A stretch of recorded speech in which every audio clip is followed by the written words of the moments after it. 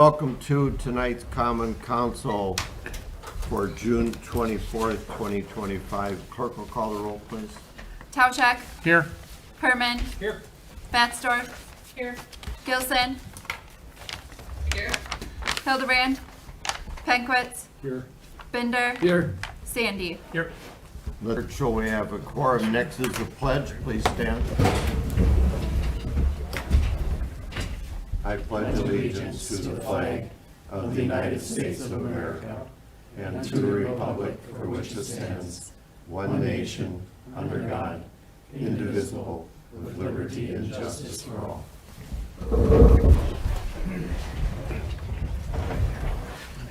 Next item on the agenda is the consent agenda. The chair will entertain a motion. Make a motion to approve the consent agenda. Second. We have a first and a second. Any discussion? Clerk will call the roll, please. Sandy. Yes. Batzdorf. Yes. Penquitz. Yes. Tauschak. Yes. Herman. Yes. Binder. Yes. Gilson. Yes. Motion carried. Thank you. Moving on to item for the audience portion where we ask people to sign in and be recognized. That's where you do the talking and we do the listening. Tonight, we have one person who signed in, Deputy Chief Matt Starker. Matt? Thank you. I just want to give you a quick update.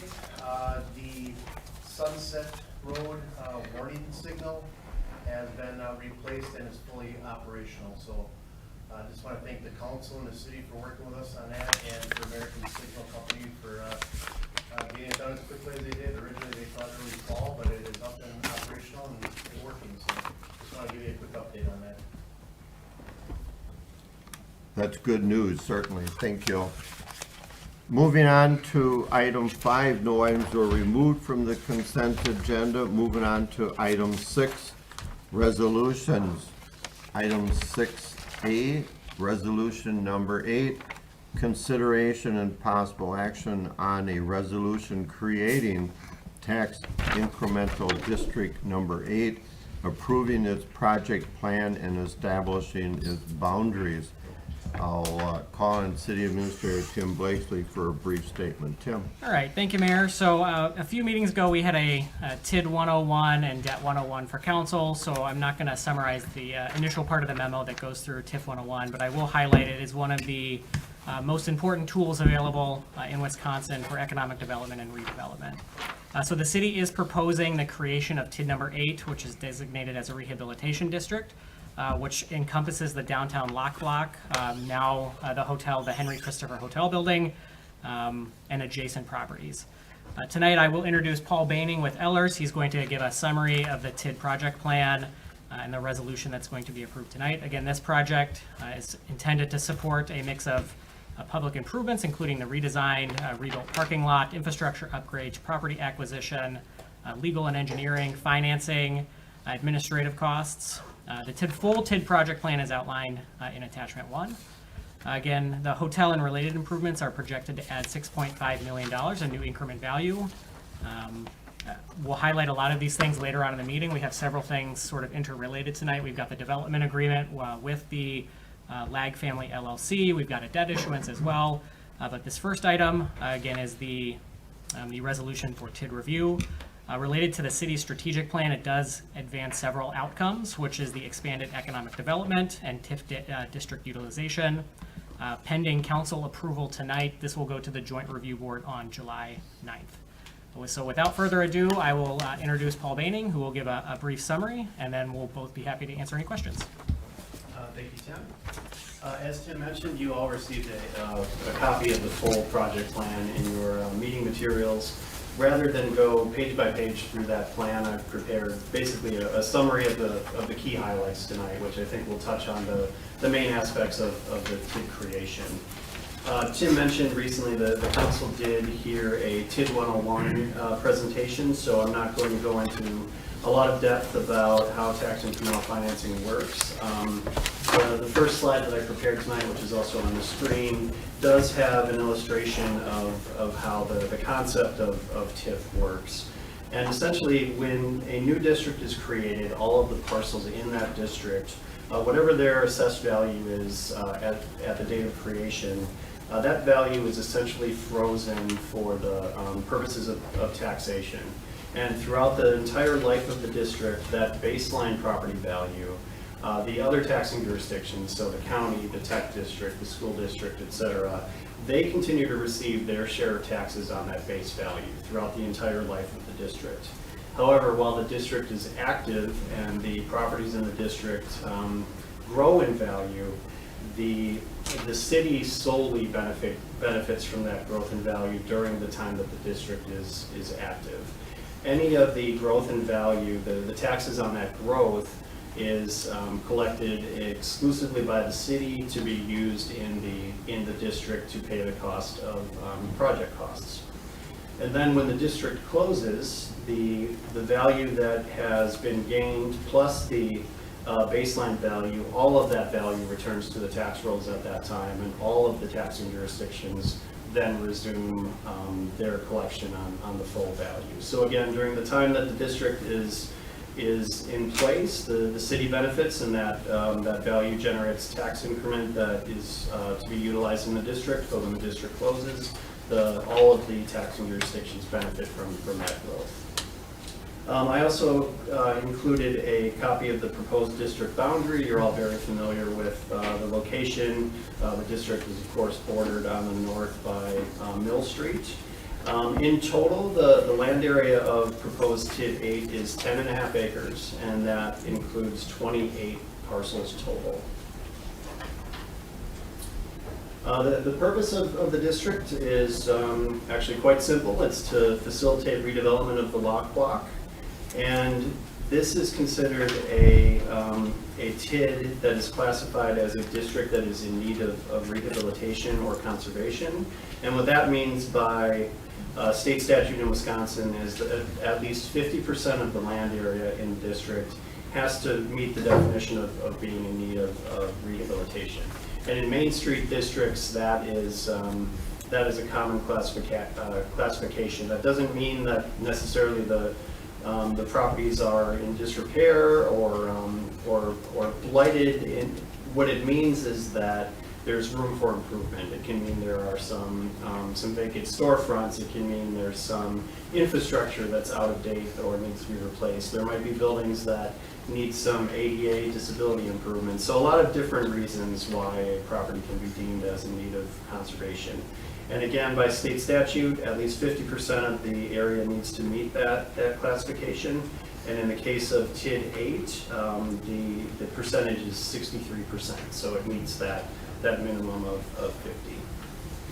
When it comes to the value in the TID, with state law in Wisconsin allows municipalities to have no more than 12% of the value of their community located within TID districts. So essentially the way that formula works is you take the entire equalized value of the community. In the case of Plymouth, that's about $1.1 billion.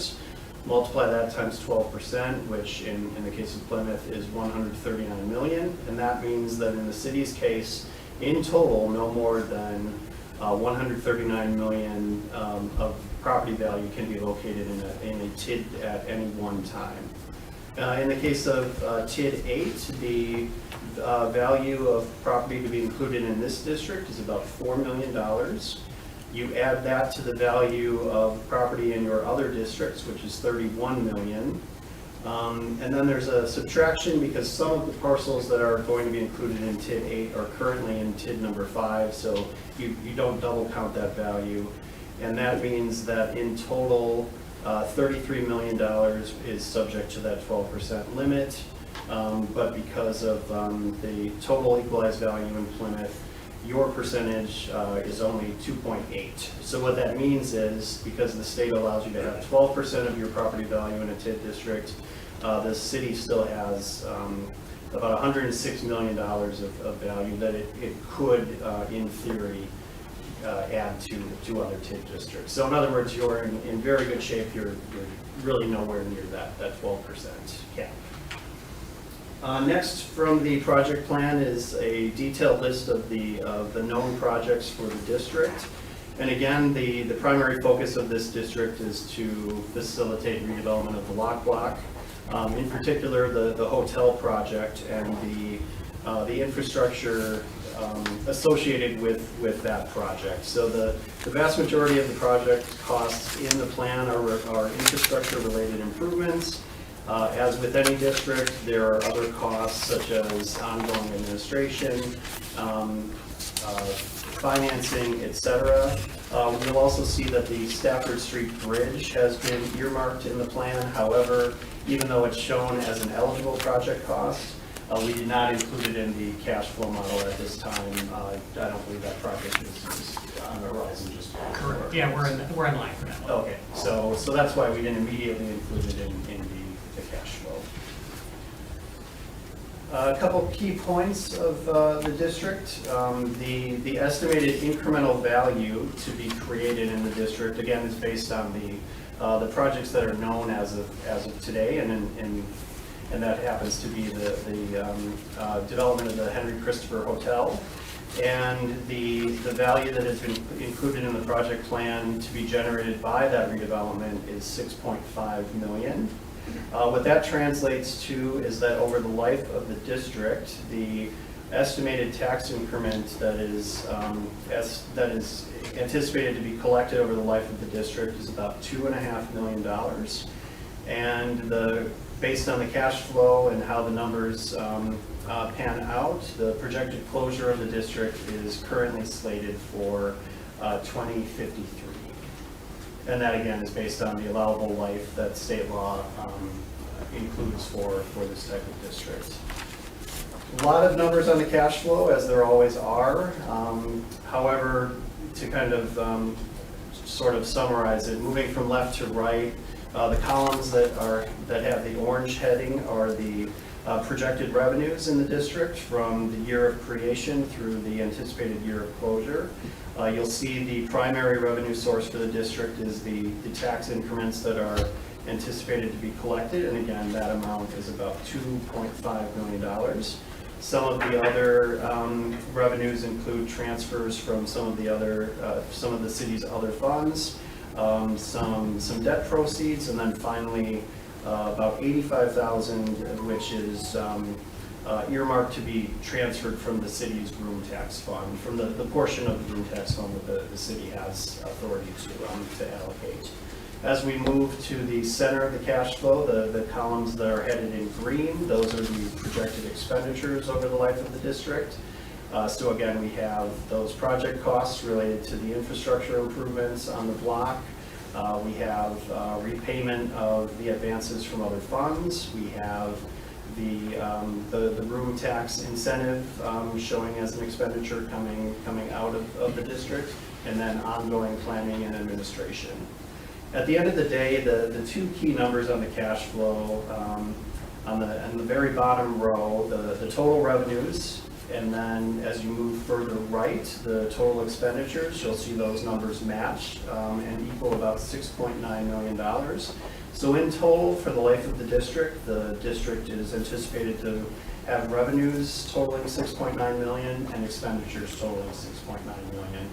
And this is not a district, at least based on projects that are currently known, that is slated to close with a large surplus. This district is truly a district that is being created to facilitate the infrastructure needs for the redevelopment. So again, the cash flow works out. The revenues and the expenditures match, and the infrastructure costs can be covered by the cash flow, and that's what's key.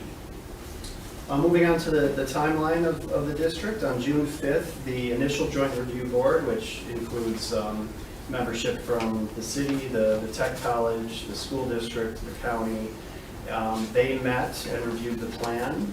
That same night, the Plan Commission held the required public hearing and recommended that the City Council approve the resolution to create the district. And now here tonight on June 24th, the agenda item tonight is the council's consideration of that resolution. And then if it moves forward, the Joint Review Board is scheduled to reconvene on June 9th to have the final vote on the district.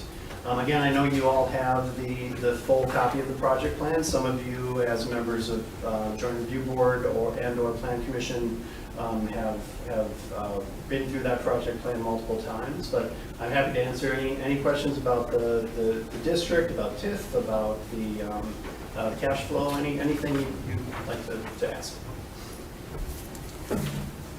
I don't see any questions, Paul. Thank you for the summary. It really capitalizes the timeline and the cash flow process. Any additional improvements in the project boundary would only make that a more positive cash flow. So without any added improvements, the fact that it balances is a good thing, and that's what we're looking for. So appreciate that and a quick summary.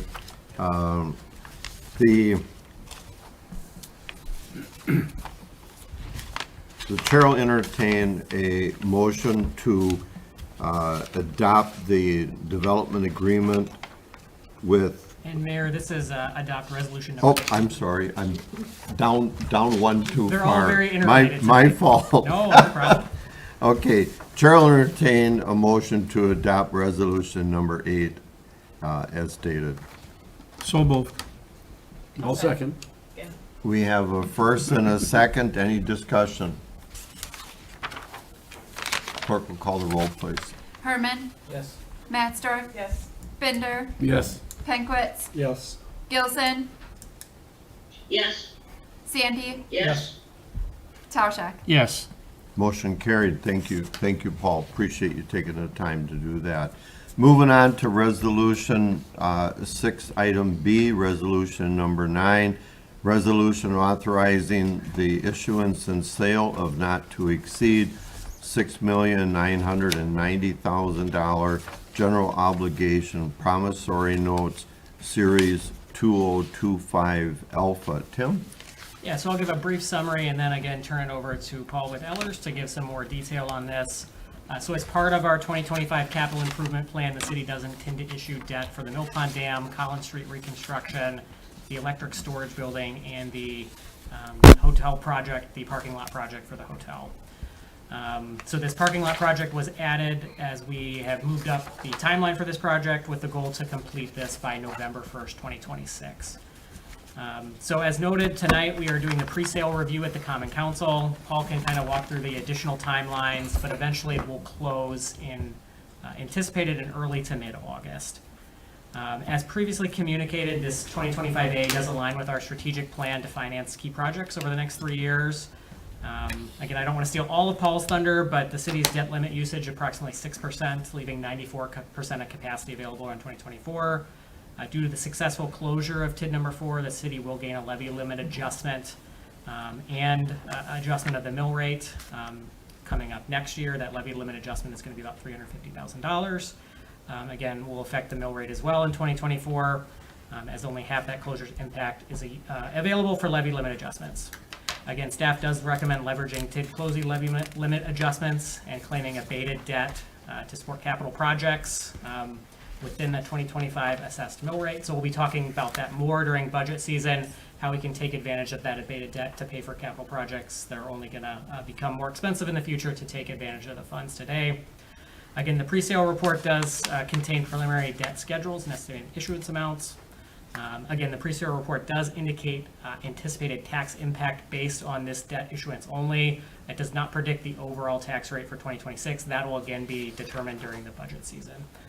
Again, staff does recommend moving forward with resolution number 9, but I will let Paul give the more detailed summary of the issuance process. Thanks again, Tim. So yeah, you should have all received a copy of the pre-sale report in your packets. I'm going to not necessarily cover everything on every page, but my goal is to cover the highlights and provide enough summary information to really outline what's going to be happening with this debt issuance. So starting on page 1, the amount of the issue is about $6.99 million, and these are promissory notes. And that dollar amount, that is the amount that we will be going to market with on the day of the sale. As Tim mentioned, the proposed issue includes financing for a number of different purposes, including reconstruction of the Mill Pond Dam, some street projects, parking lot improvements, and construction of the electric storage building. Touching on what's called the term call feature, the notes are being issued for a term of 20 years, and that is standard when it comes to municipal debt issuances. The notes will be subject to prepayment at the discretion of the city beginning on May 1st, 2034, or any date thereafter. And our firm, as the financial advisor, we continually monitor all of the city's debt for potential refunding. If the interest rates should become more favorable at a future time and it would be advantageous for the city to refund some of its debt, we will reach out to staff and provide them with that information. This debt is considered what's called bank qualified, and that is because the city of Plymouth is not going to be issuing more than $10 million in tax-exempt debt during this calendar year. Because of that is a good thing, because it is bank qualified. That broadens the market for underwriters who are going to be interested in bidding on the notes, and that can translate to lower interest rates for the city. The city's most recent bond rating from Moody's is a AA2 rating. That is a very favorable rating. It's a high-quality credit rating with very low risk, and again, that is a very positive factor going into the day of sale. Going on to page 2, we are recommending that the notes be issued and offered through a competitive underwriting process. What that means is on the day of sale, we, on the city's behalf, will solicit competitive bids from underwriters. We will compile those, and the sale will be awarded to the lowest bidder. So again, on the day of sale, the Plymouth's debt will be front and center when it comes to the market that morning. And the fact that it's a competitive sale, again, is to encourage that competition among the underwriters and hopefully result in the lowest possible interest rate available to the city. This debt is being issued under what's called a parameters resolution, and that is the action item on tonight's agenda. The parameters resolution essentially allows the city administrator or the clerk treasurer to accept and approve the lowest bid on the date of sale, so long as the bid meets required parameters. Our firm has set those parameters based on the city's needs, based on market conditions, and set them in a way to encourage a favorable result. So ideally on the day of sale, again, there will be multiple bids. The lowest bid will be the underwriter that will purchase this debt, and then staff will have the authority to do the final sign off on the sale, so long as all of the required parameters are met. And we have no reason to believe that they wouldn't. Moving on to page 4, actually.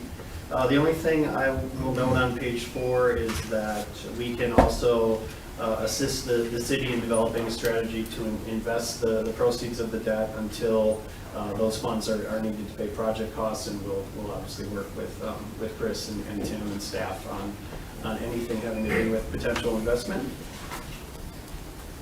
Tim touched a little bit on the schedule, but on page 5 we have a table that outlines the key dates. We have the pre-sale review by the Common Council tonight, and then in a few weeks we have what's called a due diligence call, where a few members of staff will go through a due diligence statement with bond counsel. Basically, that is the time where we all make sure that all the T's are crossed and the I's are dotted when it comes to the sale, to make sure everything is in order. That same week, we'll have a conference call with Moody's for Moody's to designate the rating for the new issuance. Again, based on the financial health of the city and the fact that things are looking really good, I would expect that rating to be upheld. And in mid-July, the official statement will be issued. What that is basically it's basically the advertisement for the debt sale. So that's the time where underwriters will be made aware that the city is issuing this $6.9 million in debt. It will provide the specifics of what the funds will be used for, and will provide all the information the potential bidders will need to submit a bid for the notes. The date of the sale is scheduled for July 23rd, and that would mean that the city would have access to the funds right around August 13th, so right around mid-August, which aligns with when the city expects to need the cash. Moving on to some of the tables, starting with Table 1. Table 1 is labeled Existing General Obligation Debt Base Case, and this is essentially a snapshot of the city's existing debt. It shows by year the total amount of principal and interest that the city is currently obligated to pay based on debt that has been taken out to date. It also shows that some of that debt is offset and is not paid through the general fund, which is of course the tax-supported fund of the city. It shows the amount of the current debt that is offset by either water revenue or TID revenues. As we move to the right of that table, the tax rate, the portion of the tax rate used to pay off this debt, the current debt is shown in a column, as well as what portion of a homeowner's tax bill goes towards debt service. As we go to the next tables, I'll focus more on the impact of this current issue. On Table 2 is a further detail of the various projects included in this plan. Again, the Mill Pond Dam is one of the largest, as well as the electric storage building, and you'll see the other projects listed there as well. All of these projects are to be financed by this issue unless there's a dollar amount in either 2026 or 2027. Those columns at this point were only included for planning purposes. Nothing has been finalized with regard to any future debt, but for the purposes of planning, potential projects for those future years have been included. But tonight we're talking about the projects and the amounts in the 2025 column. Moving on to Table 3, this is a breakdown of the cost components of borrowing. So again, the project costs, and then the various costs of issuance with regard to this debt issuance. The very bottom of the first column, you'll see that in total the amount is $6.99 million. Again, that is the amount that is being borrowed and the amount that we are going to market with in July. Table 4 is an allocation of the debt service for this issue. It's important to note that obviously as we are here today pre-sale, all of these numbers are estimates based on the best information our firm has at hand, based on recent sales of similar rated communities and similar size issuances. And again, this allocation shows that for the 2025 issue, it shows the portion that would be related to the dam, to street projects, utilities, etc. So just a further breakdown showing how the debt will be allocated. Table 5, as I previously mentioned, Table 5 is the financing plan tax impact for the 2025 debt issuance. So starting from left to right, the columns that have the blue heading, again, that is the snapshot of the city's existing debt. As you move to the middle of the table, That column, which is titled 2025 GO notes, that is a breakdown by year of the debt payments associated with this issuance, followed by, again, those abatements, the dollar amounts of the debt that will be abated and not paid for by the general fund, not paid for with tax revenue. So again, the utility portion, the electric portion, and then the TID 8 portion. As you move further to the right, the number everyone really focuses on is actually on the bottom right in sort of that dark orange highlighted amount. Essentially, the amount that is on there, which is $287.92. What that represents is over the course of 20 years, that is the total amount the owner of a $100,000 home would pay to fund these projects. So again, that's the total amount over 20 years based on $100,000 of value. So we use $100,000 to keep the math obviously a little easier. So a $300,000 home, it would be 3 times that amount, et cetera. The debt has been structured in a way to help stabilize the city's tax levy in future years, while at the same time allowing capacity in future years for the city to take on additional projects and pursue its capital planning efforts. Moving on to the next table.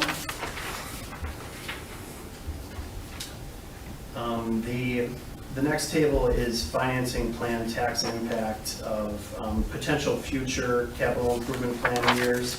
So again, laid out the same way as the table we just looked at for the 2025 debt, but it shows potential impact of borrowing debt in years 2026 and 2027. Again, not to sound like a broken record, but included for planning purposes. This is not what we are going to market with, but it has been included as the city continues its future planning efforts, and especially as you move into budget season. The next table, Table 7, this is a breakdown of the city's general obligation debt capacity analysis.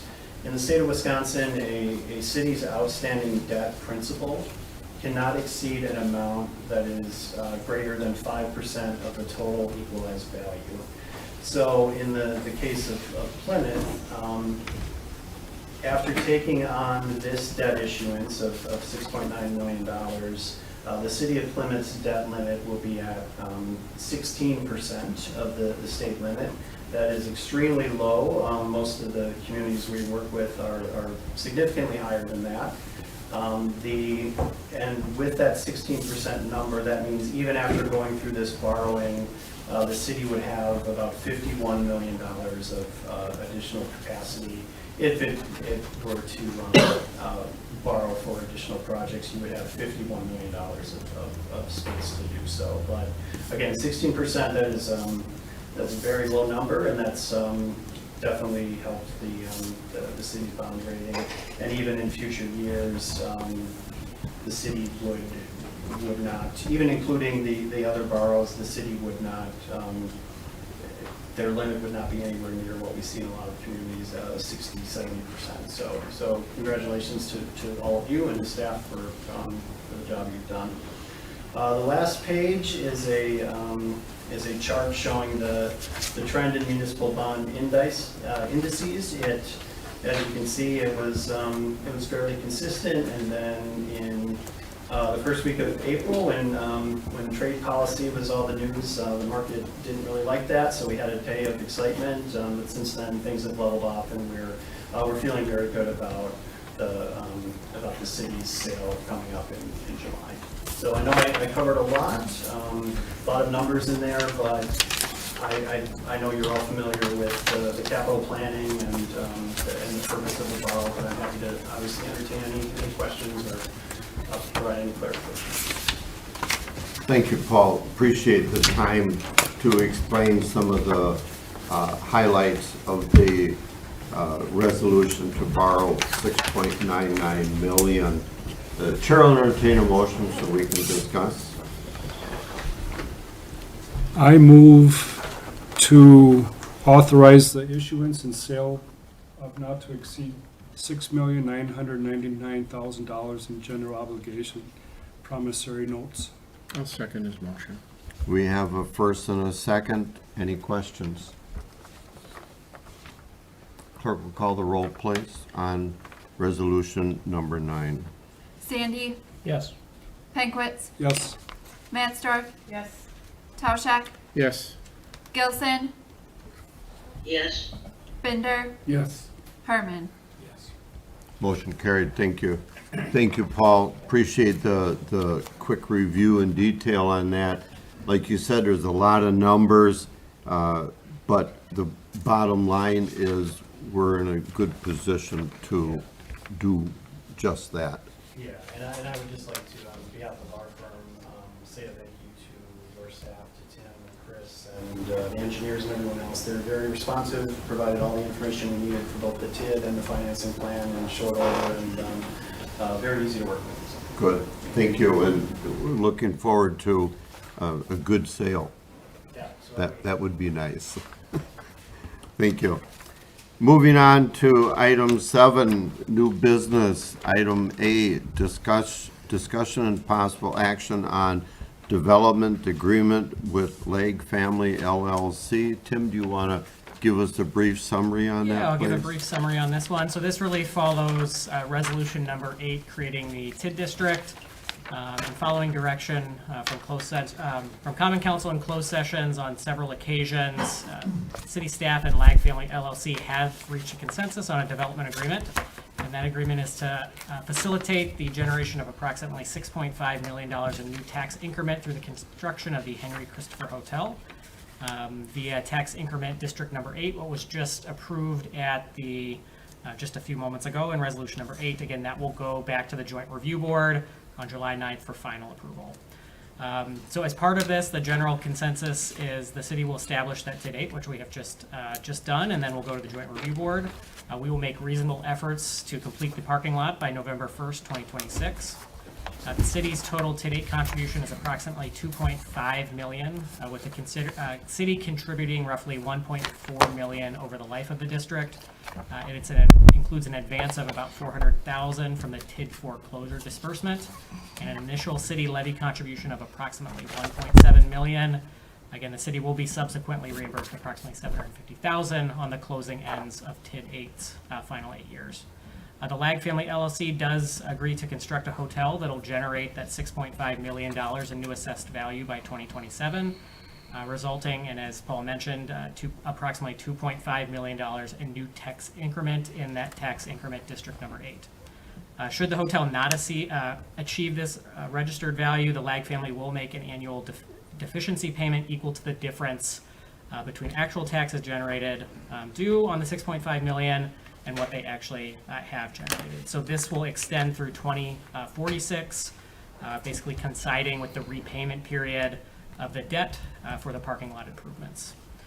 The city will reimburse the Legg family for $350,000 of hotel-specific public infrastructure improvements. Here we're talking sidewalk leveling, curb cuts, some certain underground utilities, and partial repavement of Stafford Street.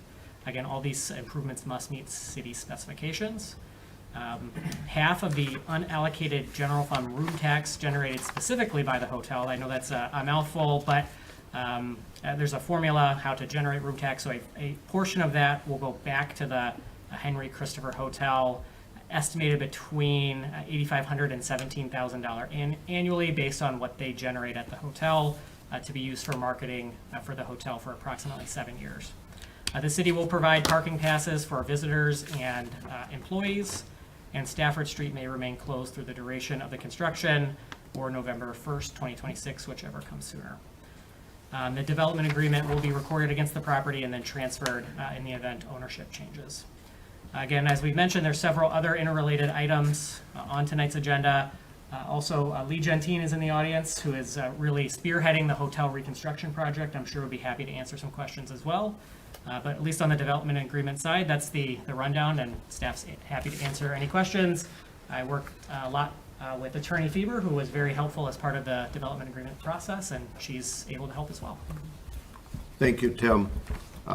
Chair will entertain a motion on action development agreement with Legg Family LLC so we can discuss.